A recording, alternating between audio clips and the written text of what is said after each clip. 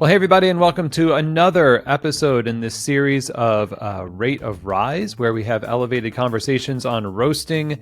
And these conversations are focused in, especially for those of you, of course, that are roasters. You're opening a roastery, you're currently running one. We deep dive into topics and collect a bunch of conversations around how to really get the most out of your roaster, your coffee, and serve people deliciousness through your craft and the art of roasting. So welcome. And today's episode is brought to you by our friends at millcityroasters.com.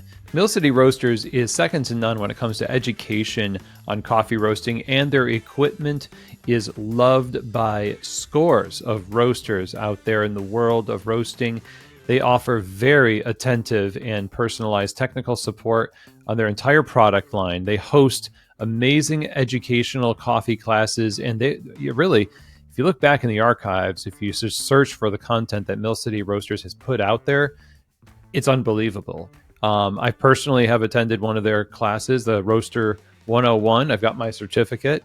A class, I actually roasted coffee. It was amazing.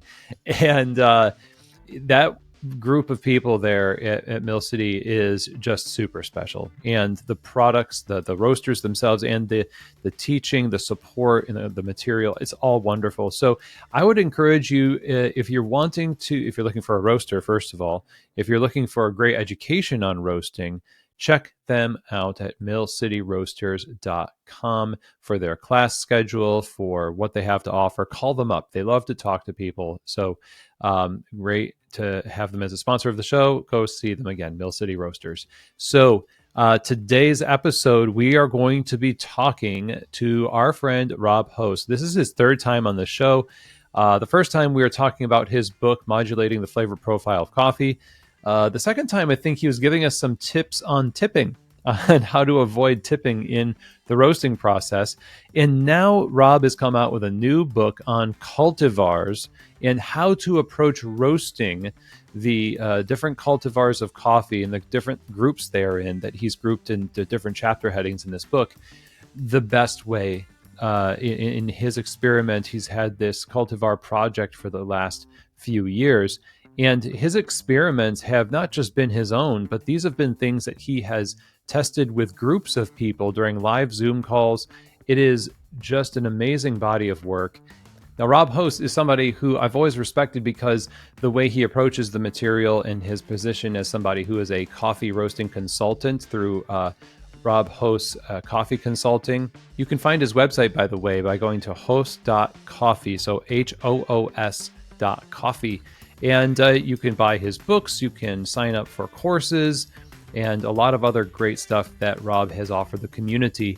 And today we're going to be diving into this new book on cultivars. So as we do this, we're going to bring up a lot of what led to this book, what were the experiments that led to the culmination of this body of work, and what are some practical applications of his findings that'll help you roast different cultivars of coffee, because the landscape of coffee and the types of coffee that we bring into our cafes and our roasteries is just multiplying.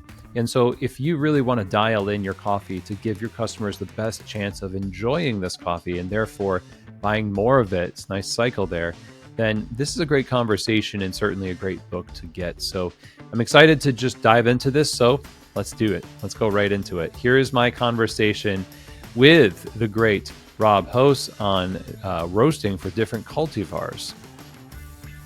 Rob Host, welcome to Keys to the Shop again. This is your third time. Thanks for having me. Is it really? I think so. Oh my. Pretty sure. We had you on the show for the book, Modulating the Flavor Profiles of Coffee. And then there was a middle, it's terrible, I forget the middle one. But we did have you on again. Yeah. You're just a returning guest on the show. So thank you for being here. And congrats on your new book. Yeah, thank you very much. My pleasure. Yeah, I know you have it right there. I know the listeners can't see it, but we'll put it in the show notes here. The Cultivar. And this is a result of a lot of experimentation that you've done. That's one of the things I think that's really cool about your writing, is that this is stuff that you have accumulated through a lot of trial and error and experiments and data collection, and it comes from that experience, and that's why it makes so much sense and why your books are so well regarded. It's not theory; it's just stuff that works, that you've seen work or not work. So, when did the spark for this book, or at least the work for this book, begin for you? Yeah, so it was sometime during the summer of 2023. I was kind of just trying to think through different aspects of like what felt exciting to me about coffee and about exploring coffee and learning more. And one of the things that I'd realized is that I knew a little bit about various cultivars, like here and there, just from picking it up from years of roasting and consulting and traveling around the world and such. But then when I thought about it, I didn't have like a really firm, solid knowledge on how the cultivar would impact various aspects of coffee. Like every once in a while, I'd hear somebody say, like, "Oh, I can tell that this is a blank cultivar because it tastes like this," or I would even give people advice like, "Oh, well, if you're roasting this, I would recommend starting with these kind of roast profiles, like for Gesha or Typica or something that I like had really stood out to me over the course of the years." And I had all this anecdotal evidence, but I had never really approached it in a systematic way like I had roast profiling with the modulating book.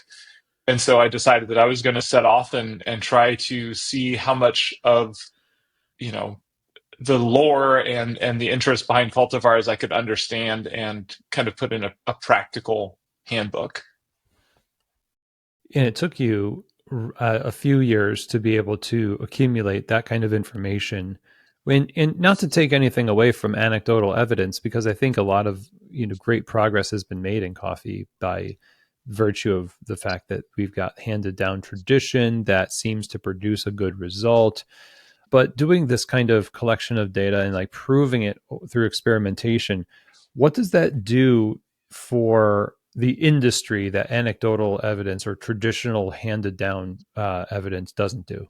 I think it's really just a kick of the tires on some of it, just to see how well some of the anecdotal evidence holds up. And then in addition to the, kind of just testing things out, it really explores the extent to which that can be applied real life. You know, I can kind of give a great example that we can use as a touch point later on as well. But Maragogipe is a cultivar that is near and dear to my heart. I love those big beans; they're friggin' delicious. And classically, I had always been taught to roast Maragogipe in a really, really slow, gentle manner because the going idea was that these big beans are really delicate Mm. and they can be harmed really easily in terms of like heat damage. So you have to be really careful. And also, some of the kind of like going knowledge at the time was that they needed longer development times because they're bigger, so it takes longer for the heat to penetrate through to the seed. And it's unsurprising then that the result of most of my roasting of Maragogipe before really diving into it was pretty lackluster and not necessarily the most enjoyable. The coffees came out savory.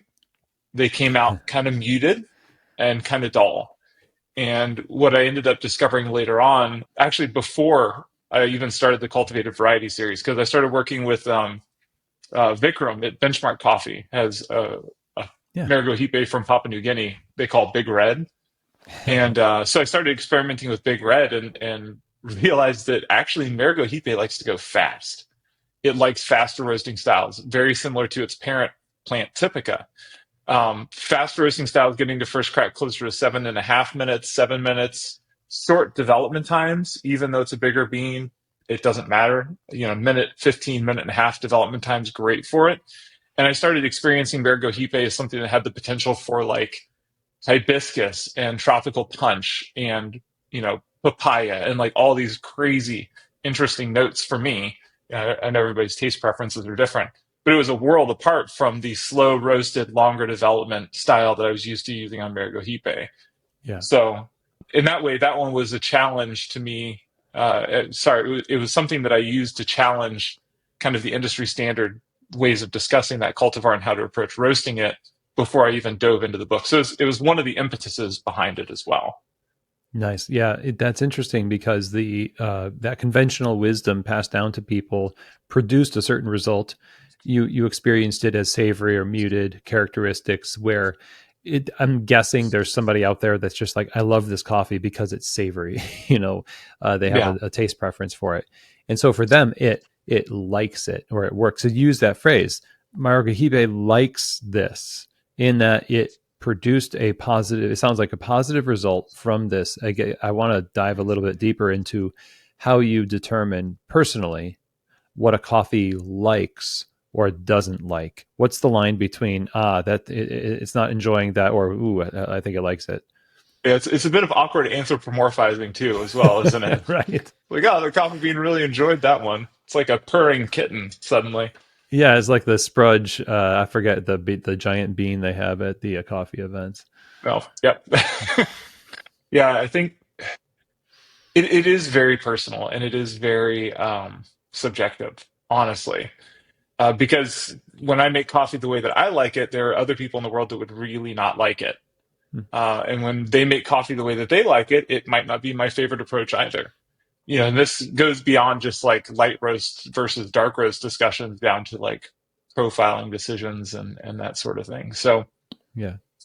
it is hard to say what a coffee bean likes and doesn't like. I guess for me, and in this book, I was very upfront about the fact that like I'm showcasing a light roasting style that's very similar to how many people approach sample roasting and is aiming to produce a flavor profile that showcases what we geek out about in terms of like fruity, floral, enzymatic flavor profile notes, things that we in the specialty industry consider really exciting, Mm-hmm. but that aren't necessarily going to be the best selling, Yeah. roasting styles worldwide. So I guess for me, what I really wanted to see was I wanted a coffee that was expressive, was interesting, and yet maintained good structure and good body and avoided kind of like off flavors, whether that's from roasting defects like scorching or tipping or facing, or just off flavor notes from roasting for too long and becoming too savory or roasting too short and being papery, those sorts Yeah. of things. No, yeah, well said. And you have a limitation. If you're only going by the anecdotal, then you've limited, I suppose, what that coffee can do, which is what you've done is said, there's things that this coffee can do if you so choose to go down that route that you should be aware of, which if you open up your options, opens up the ability for that coffee to play in different markets, whereas it didn't have a market before. It was just kind of typecast into a particular area.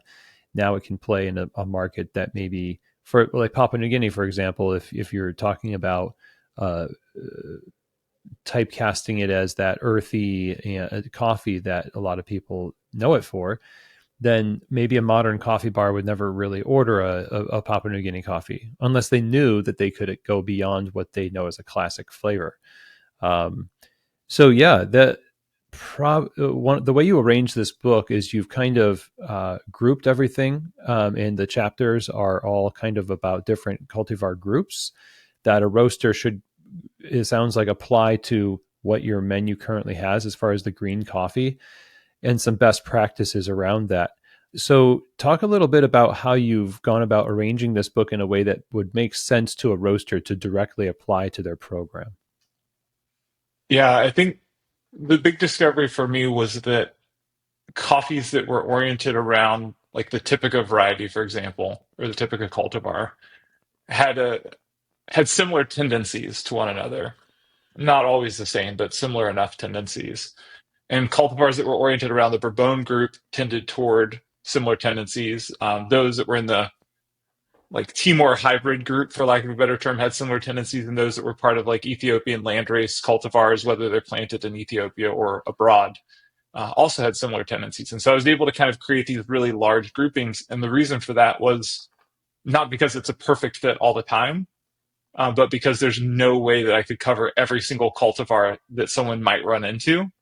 And so the groupings were there to give an ideological starting point for somebody to be like, oh, Rob doesn't talk about this particular cultivar, but I can draw some parallels between this group, which it's a part of, either genetically or geographically or whatever, and at least have a starting point.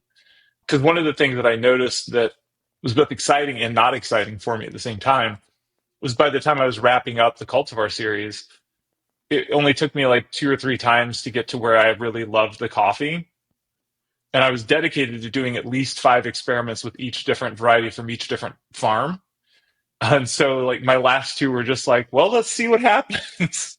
Because I'm already like extremely satisfied with my result. And so I really want to give people the opportunity to find a really happy landing spot within 2 or 3 rows. So that's why the groupings were important, and making sure people could find like a nice starting spot was really important. Like you shouldn't Mm. have to do 5 to 10 roasts to figure out where you really like a coffee during your profile development phase and product development. You should be able to just land really close and then spend a couple roasts kind of like, you know, wiggling into place and then be done with it. So So, sample roasting versus larger production roasting.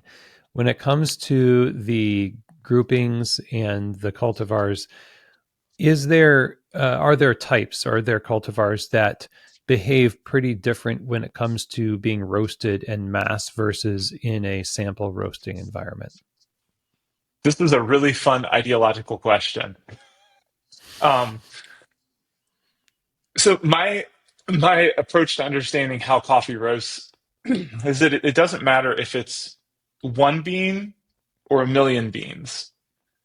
The heat transfer journey that that bean takes is what develops the flavor in that coffee.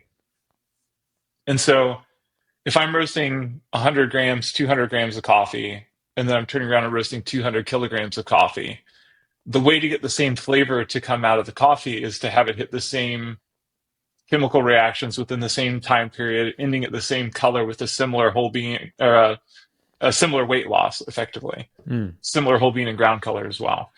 And the coffee doesn't really care how many of its compatriots it's surrounded by. That doesn't matter. It just matters how much energy it's given over X amount of time to go through chemical and physical changes. Now, when we're talking about sample roasting versus traditional roasting, we are bringing up some other things as well. A lot of us use fluidized bed roasters for sample roasting, and fluidized bed roasting is a totally different animal than production roasting on a drum roaster. Mm-hmm. Just to give a quick example, if you take the number of cubic feet per minute of air moving through like a Loring S70, the largest Loring, and you divide that by how many grams of coffee can be roasted at one time, and draw a comparison between the Akawa and the Loring, the Akawa has 6 times more airflow per gram of coffee moving through Wow. it than the Loring does at full tilt. And that's just the difference between fluidized bed and a highly convective drum roaster. And so when we talk about sample roasting on fluidized bed versus roasting on a drum roaster, it's a totally different ballgame. But when we're talking about sample roasting small batch versus sample roasting large, or versus production roasting large batch, I don't think that there's as big of a difference as most people would like to believe. Oh, interesting. Yeah. Which draws interesting ethical questions, such as if we're talking about coffee competitions and we're roasting all the coffees the same way, claiming that this gives everybody fair footing, does it really if Geshe prefers a different roasting style to Katura, let's say? Because if they're both roasted the same, then one of them is not getting roasted, in my opinion, in its optimal profile. Huh. Well, maybe this is the body of work that helps bring more clarity to that question. In terms of how we start, the starting point is higher. The assumptive starting point is higher now for people to do better with this stuff earlier, as you say, trying to get it within 3 roasts of the coffee. And so I guess the follow up to all this is that when you look at your menu and you make decisions about coffees that you want in your menu as a roaster, you're wanting that coffee for the flavor it's going to presumably impart. And a lot of that's based on your sample roasting. So I imagine the first thing that you're going to be doing with this information, if you read this book, is making some purchasing decisions at a little bit higher level that are based on some roasting technique that you adjust based on this information. So what might be some of the biggest adjustments that you think people would end up making, just knowing how we roast, sample roast right now, versus maybe some of the more popular cultivars and that are out there now in modern roasteries? What are some big changes that you could anticipate people immediately applying that will change things for them? I'd say that the big brushstroke is this: faster isn't better. In trendy roasting these days, I feel like I'm an old curmudgeonly person. These days, you kids in your fancy roasting, not that old, nor have I been around that long. But I do tend to see within my consulting business people thinking faster is better. Hmm. And a lot of the equipment that we see coming out now is adequately powered to be able to do faster roasting styles. But that doesn't mean that faster is better. There are some cultivars and some groups of cultivated varieties of coffee that really do better with a lot more relaxed, kind of old school thinking when it comes to how long you're roasting the coffee. You can still roast it nice and light. You can still give it a nice short development time, but giving it a little bit more time to get to first crack really, really benefits some coffees. And so, I don't think it's the race to see who can roast the fastest or who can roast to the shortest amount of time.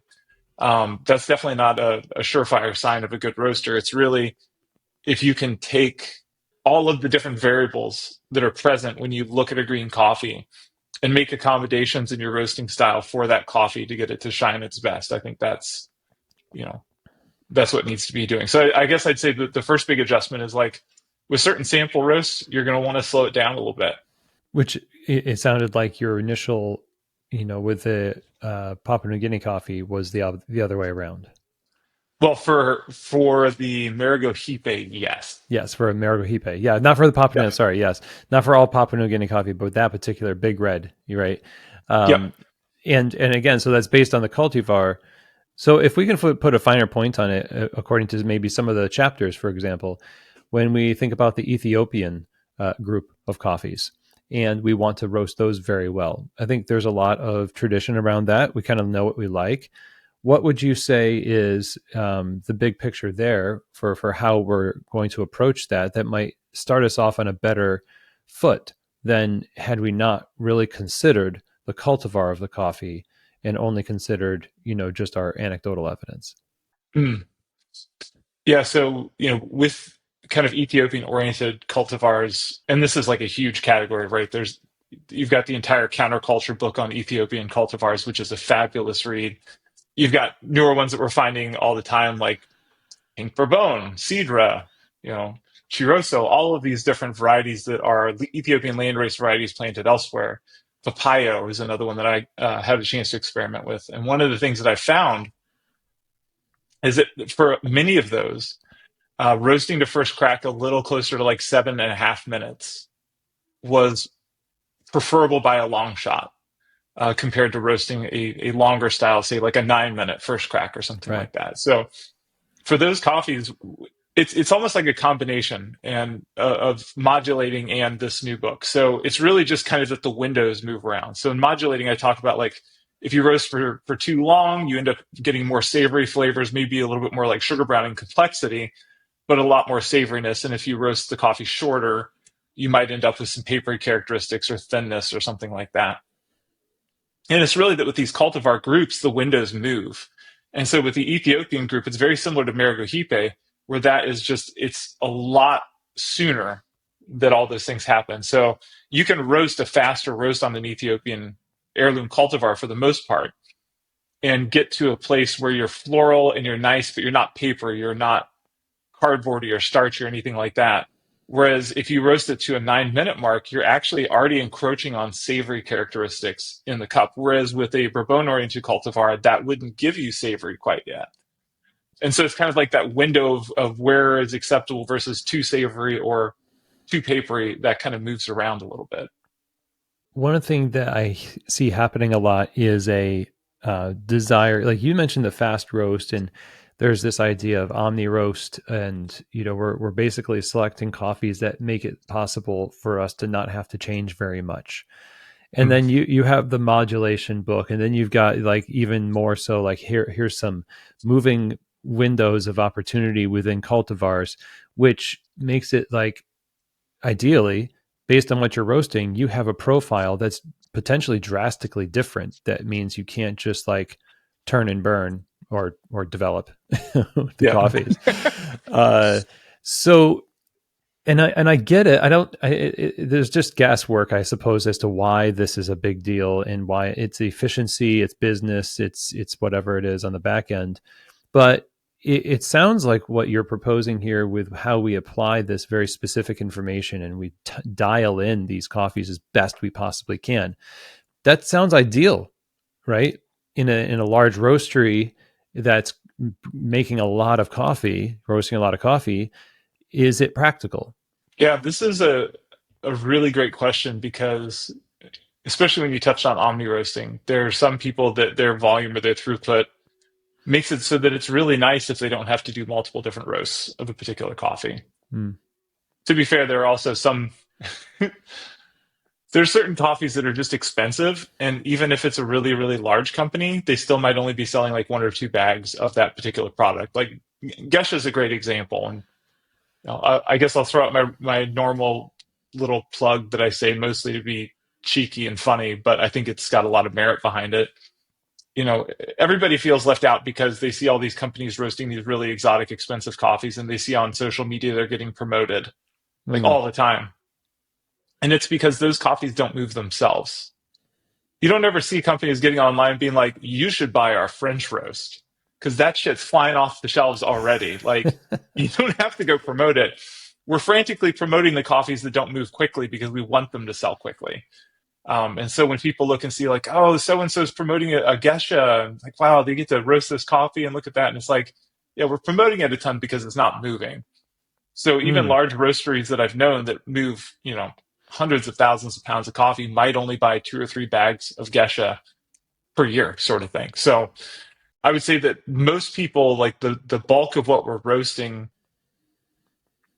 are more like bread and butter cultivars. You know, Bourbones, Caturas, Castillos, some people Catamores, you know, which is a large group I know, but there's a lot of different stuff that people are roasting. And being able to know how to just nail that straight away is going to be really helpful, especially if you're smaller scale, because the development, there's less for you to blend it in with. You can't just get rid of coffee easily as you can when you're a larger company. Smaller companies have to make every single bit work for them. So I would say in that sense, it's practical. And I'm kind of talking in weird circles here. So let me go back to omni roasting. I am not a big fan of omni roasting, mostly because it demands so much from the baristas. You have to be really, really good to be able to take a coffee that functions amazingly well as a light roast single origin filter coffee and pull shots of it that are appropriate and balanced and not like face meltingly acidic. Yeah. And that's a big ask for somebody who's doing customer service.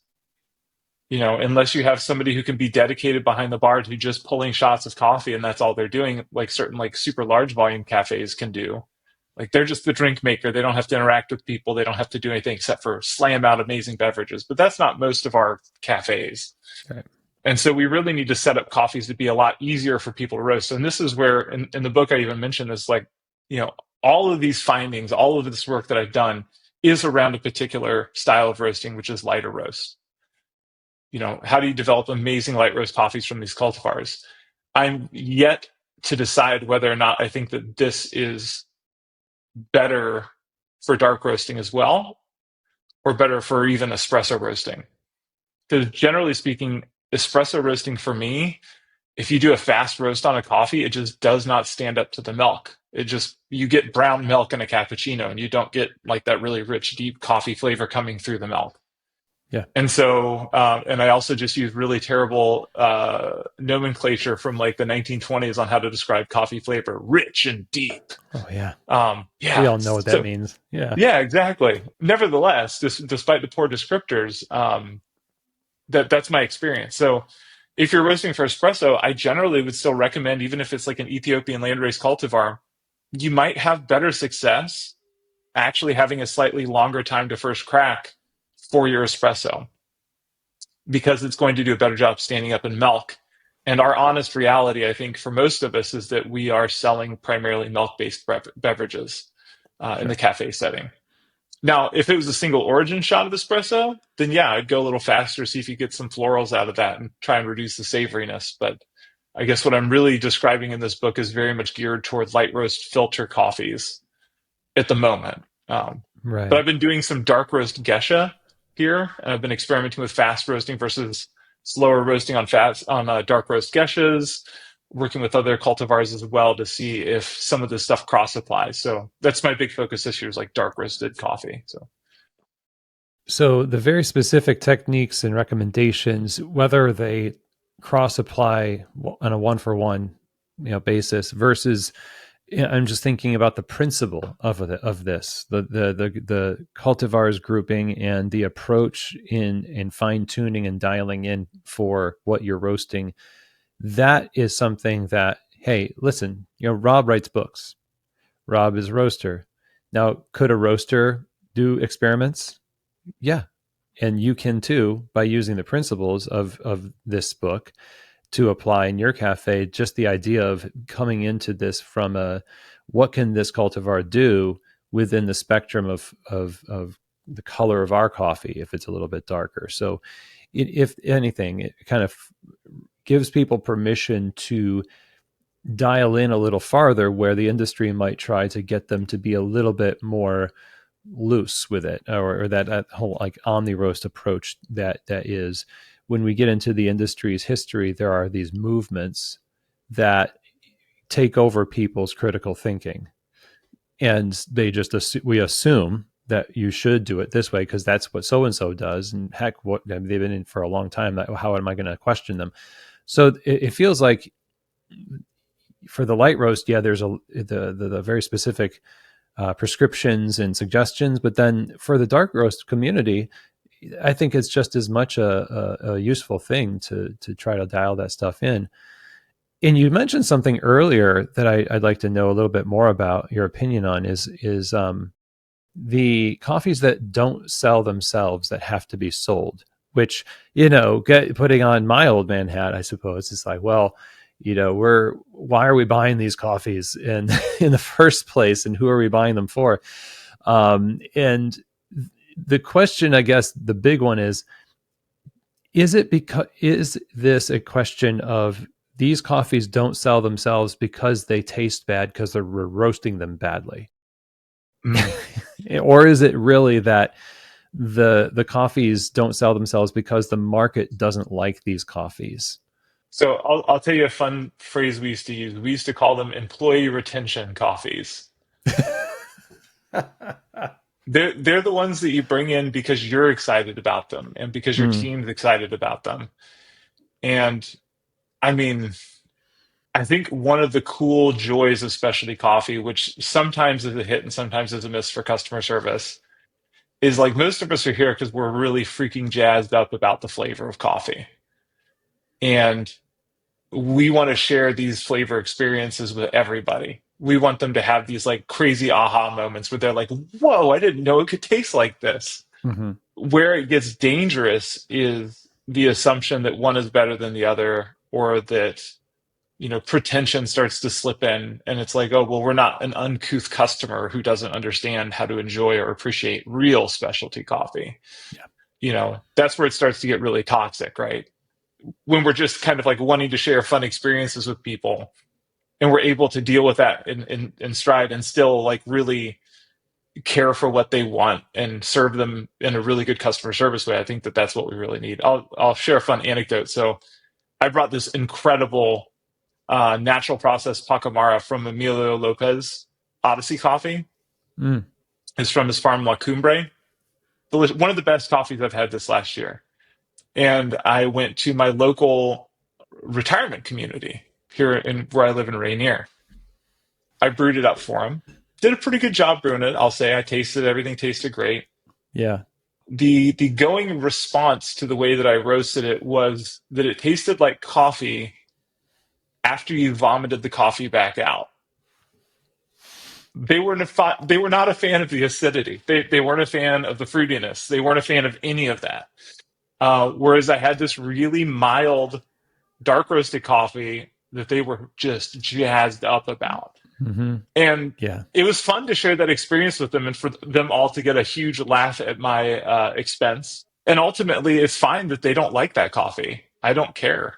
As long as they're willing to shell out the money to buy good quality specialty coffee, whether it's light or dark roasted, that's purchased in a way that treats the coffee producers well, Yeah. I don't care how they drink it. Yeah. Um, in fact, I'm on a bit of a dark roast journey myself right now, and I'm enjoying the heck out of it. But I think I'm not really answering your question. Also, part of it, I do think, is that we sometimes don't know how to roast these coffees correctly. Either we're too short in development time, or we're super short in development time but too high on in temperature, or we're not hitting first crack near the right time. There are a lot of things that can go out of balance for people when they're trying to roast these light roasted coffees. And usually they're not too far off. Like a lot of the times, especially for the trendy, really nice cultivars that tend to enjoy faster roasting styles, people nail them decently well. The other thing is I want to shout out to Joe Morocco, who once told me something that I find to be incredibly true all the time, which is the more expensive the coffee, the harder it is to screw it up. If you buy a really, really nice coffee, every way you roast it's going to taste good. It might have a better expression in a particular way, but it won't taste bad unless you Mm. really do something awful. Dialing in less expensive coffees can be more challenging because they tend to have a much smaller sweet spot. And I definitely always appreciated that perspective that he very succinctly gave. Yeah. So, you know, is anybody messing up the really nice light roast Gesha coffee that they're buying from some amazing award-winning farm in Panama? Less likely, less likely than they are messing up a coffee that probably could taste a lot better but isn't quite as nice. So I do Mm. think it's more the market isn't exactly wanting what we're selling, and we're just trying to convince them otherwise. Yeah. Yeah. Same old story, I suppose. I like that employee retention coffee is definitely a little bit of a nod to entertaining ourselves while we're serving others, and the line being crossed between the two can sometimes make it difficult to advance advance our cause. When it comes to the practical application of dialing in for a cultivar of coffee, what is the main thing you want people to walk away with? Because you've got a section on the book that talks about how you craft a profile and how to practically apply this knowledge. So we get through the book, and then what is that for you that you teach others to do? Part of it is, one of the biggest things with modulating that I was really careful not to do is I didn't want to share profile data because, as you said earlier, I didn't want people to think, well, this is how I should do it because this is how Rob did it. And let me just tell you, self-publishing isn't that hard. It's kind of like printing business cards. Anyone could literally put a book out. So be forewarned, just because it's in a book doesn't mean that it's worth emulating. But this time, what I wanted to do was make sure that people had a way to get started decently quick and understand how to make sure that their roast is at least within range of being appropriate. I wanted basically to give people quick tips on Yeah. how to get somewhere halfway decent. And part of that was like, here's some decent development time ranges. I work in time, not percentage. And what I've found in my own experience is that for me, percentage doesn't work out as well. I just stick with time. And so you'll see development time kind of listed out in the book. Wanted to kind of let people know roundabouts where to hit first crack based on what cultivar they're using. And then I also wanted to focus on where to place yellowing because in modulating, I experimented with first crack to yellow and yellow to development time, naming those as separate sections even. And pragmatically, that's not how it works out the majority of the time. It's very infrequent that I'm just modulating, just yellowing to first crack or just drying time. Because everything is so interconnected, and from a production roasting standpoint, it just doesn't make sense. And Mm. so the other thing I do in that section is really give recommendations for, if you take your total time to first crack, here's a rough percentage breakdown of where you should be at for beginning of the roast to yellowing, and then here's a general percentage for yellowing to first crack.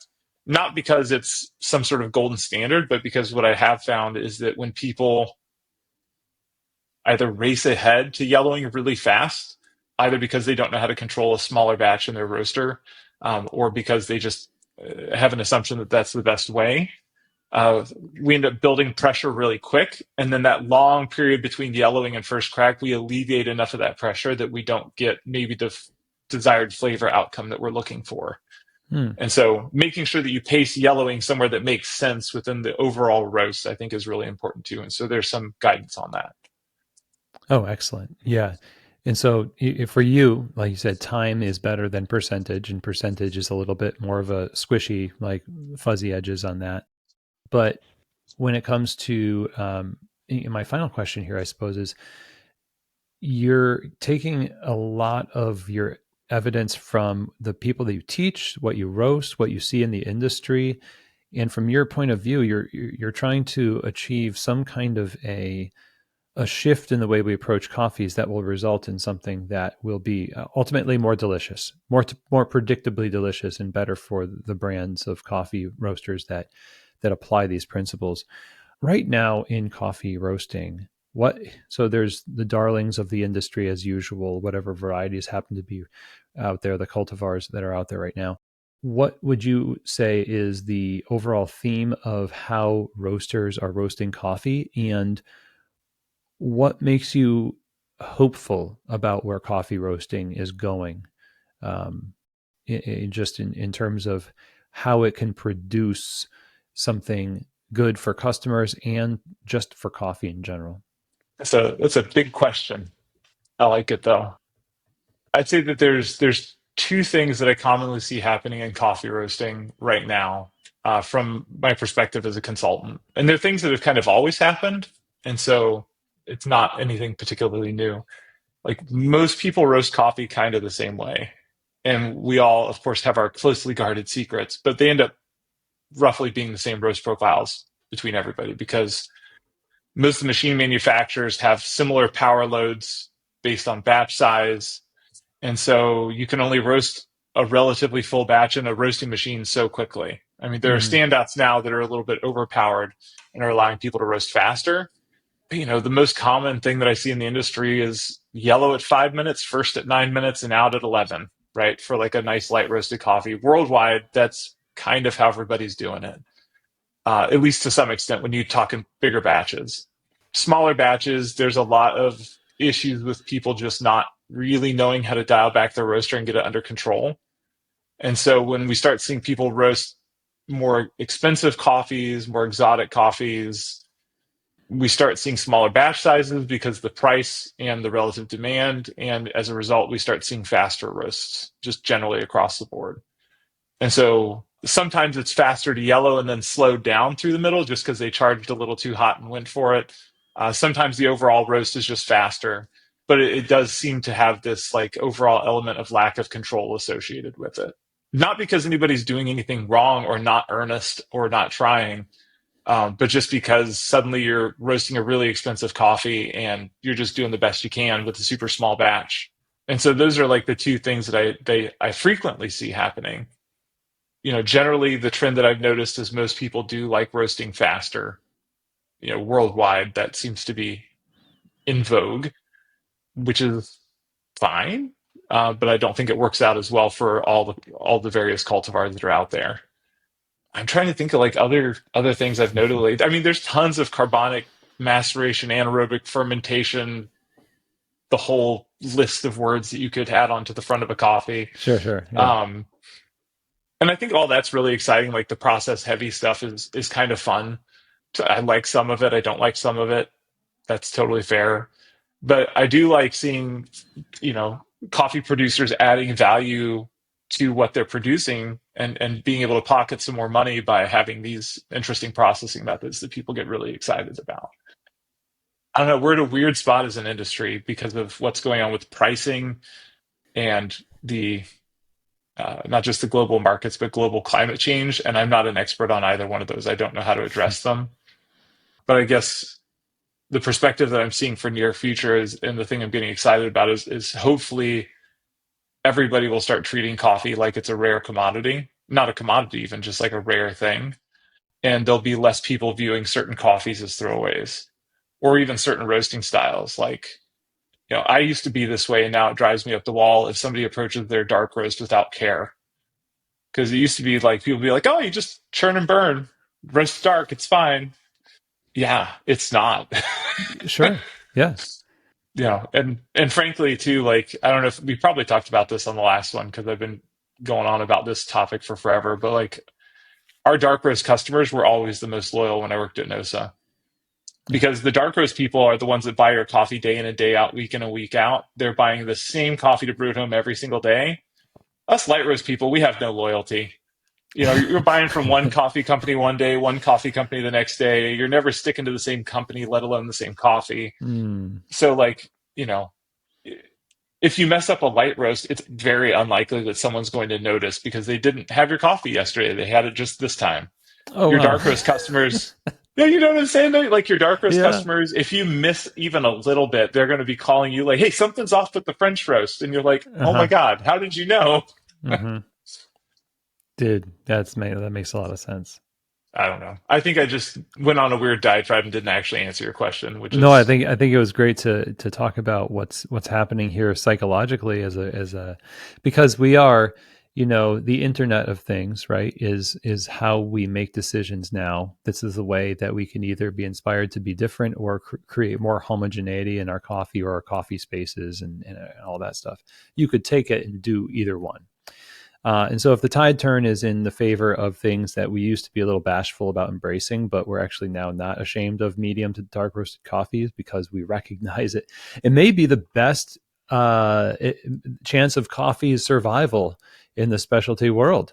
In fact, to gain that loyalty and to even use principles of appreciation of the cultivar of the dark roasted coffees to make them even better than they were before. Imagine that.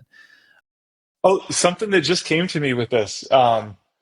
Another part of the book, because we just talked about roasting this whole time. Yeah. Another part of the book that I write out was my experience with the flavor of the cultivars, regardless Mm. of where they're grown. So, like, one great example is I had a Castillo coffee that was grown in Papua New Guinea and was able to compare it with a Castillo coffee that was grown in Colombia. I'm not exactly sure how the Castillo coffee got to Papua New Guinea because it's supposed to be on lock, but it did, by way of Kenya, from what I understand. And the cultivar doesn't change all that much. Hmm. The flavor is very similar. Like some of the things that we think about terroir, the general idea is just like, what if it's not terroir oriented? What if it is more cultivar oriented? And we blamed it on terroir.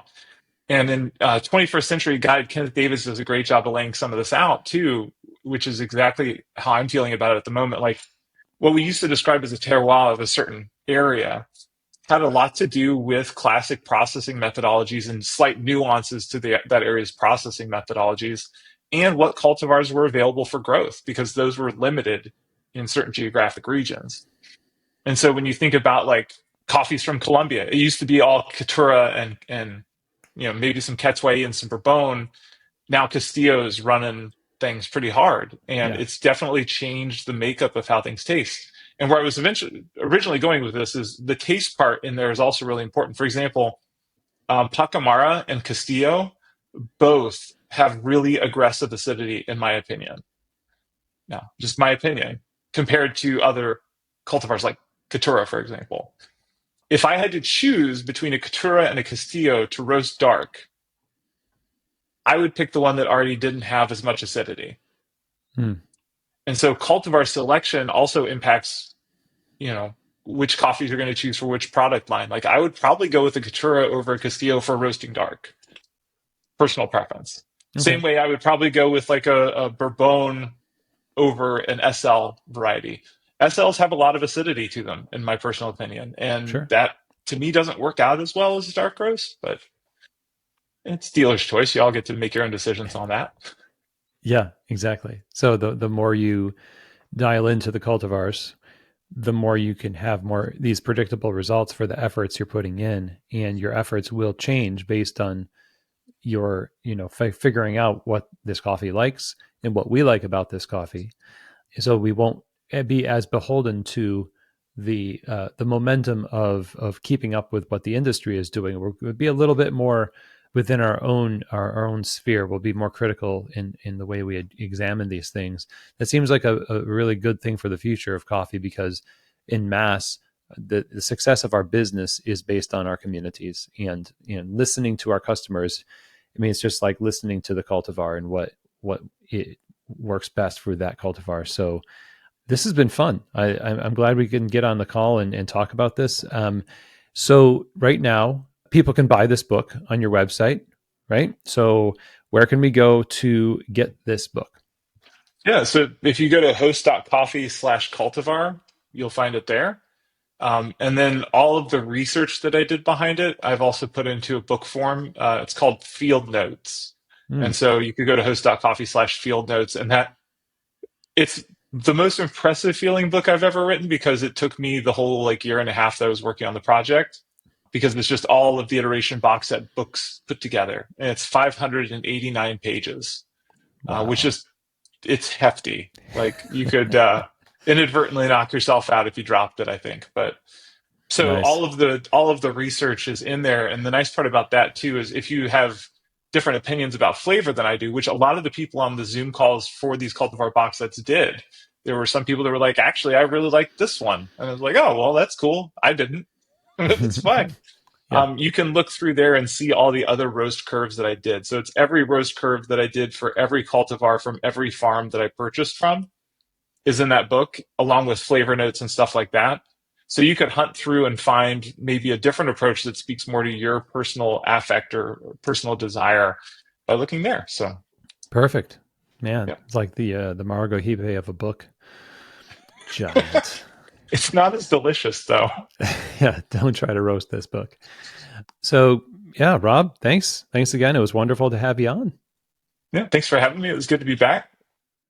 Okay, everyone. Well, I hope that you enjoyed that. And one of the big takeaways here, of course, is the idea that, every time material like this comes out, every time new discoveries are made and we figure out what the coffee likes, right? We talked about that in the episode, and how to best roast different types of coffee, then we end up able to serve our customers better. But it's going to be dependent on your community and what your customers love. And this conversation, I thought, when we veered into the topic of, are we buying these coffees for us or for them? If we're in this mode of focusing on customer service and hospitality, the thing that gets me the most excited about this type of topic is that the quality of all kinds of roasted coffee, not just light, but also medium and dark roasted coffee and different cultivars, can be raised up to a higher level. And this is the kind of book that should stop us in our tracks and reevaluate, how am I approaching this? Am I approaching it from a just purely, well, this is what you do if you're a coffee roaster point of view, or this is actually something that we've experimented with, we know, we've stretched the possibilities of these coffees, and we've approached it with what's the best way to roast this type of coffee here. That, I think, yields a lot of great results for all players in the coffee value chain. So big shout out to Rob for joining us on the show. Thank you again, Rob, for just blessing us with your wisdom. Go to his website, host.coffee, and you'll find under paper books is Modulating the Flavor of Coffee book, the Cultivar book, and then the big one is the Field Notes book. But you can interact with all that there, and look him up if you need some consulting on coffee roasting, as well as the courses that he offers. So if you have any questions about today's conversation and you want to reach out to me, you can do so by emailing chris@keystotheshop.com. Anything you want to hear about on these Rate of Rise episodes that we have not covered, let me know as well. And don't forget, you can check out our sponsor, Mill City Roasters, at millcityroasters.com. And that's going to be it for me, everybody. Thank you so much for joining me on another Rate of Rise series episode. And I hope, as always, at Keys to the Shop, that this episode did give you keys to the shop.